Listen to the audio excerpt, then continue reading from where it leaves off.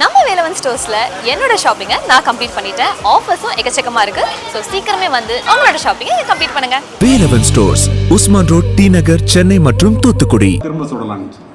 Judge 10 round கொடுத்துட்டார். நான் தானே முதல்ல சுடணும். உலகத்தில் உள்ள தெய்வங்கள் எல்லாத்தையும் வேண்டிட்டு ஒரே மூச்சில் 10 ரவுண்டு சுட்டேன்.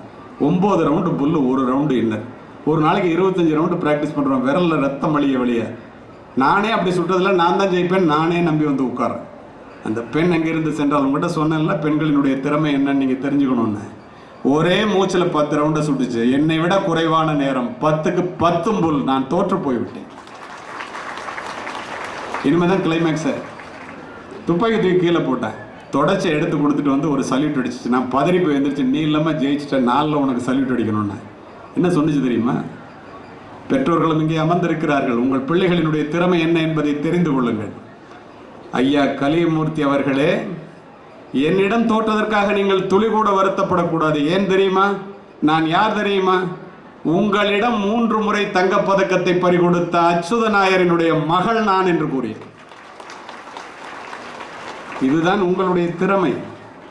தேடி சோறு நிதந்தின்று பல சின்ன சிறு கதைகள் பேசி மனம் வாடி துன்பமிக உழன்று பிறர் வாட பல செயல்கள் செய்து நரை கூடி கிளப்பருவம் மீதி கொடும் கூற்றுக்கு இறையென பின் மாயும் பல வேடிக்கை மனிதரைப் போல் நான் வீழ்வேன் என்று நினைத்தாயோம் பாரதி. பிறந்தோம், வளர்ந்தோம், உண்டோம், உறங்கினோம், இறந்தோம். அதற்காக கொடுக்கப்பட்டது அல்ல இந்த வாழ்க்கை. சாதித்து விட்டுத்தான் சாக வேண்டும் என்று இந்த பட்டமளிப்பு விழாவிலே ஒவ்வொருவரும் மனதிலே உறுதி ஏற்றுக்கொள்ளுங்கள். அத்துணை திறமை உங்களிடம் இருக்கிறது. இந்த அரங்கத்திலே அமர்ந்திருக்கின்ற எல்லோரும் எல்லாமும் பெற வேண்டும். உங்களிடத்தில் இல்லாத நிலை வேண்டும். இந்த பட்டமளிப்பு விழாவிலே நான் உங்களிடம் பேசியது குறைவான நேரமாக இருந்தாலும் கூட என்னிடம் கருத்துக்கு இல்லை பஞ்சம்.